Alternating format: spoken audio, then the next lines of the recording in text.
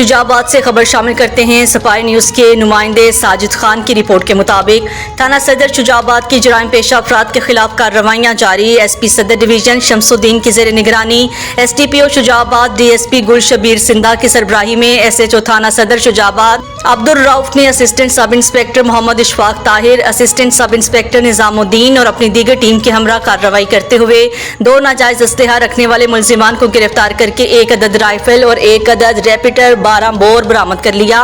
गिरफ्तार मुलजिमान की शनाख्त मुनीर अहमद और रियाज हुसैन के नाम से हुई है। गिरफ्तार मुलजिमान को थाना सदर शुजाबाद के इलाके से मुख्तलिफ कार्रवाइयों के दौरान गिरफ्तार किया गया। गिरफ्तार मुलजिमान के खिलाफ थाना सदर शुजाबाद में मुकदमा दर्ज करके कार्रवाई की जा रही है।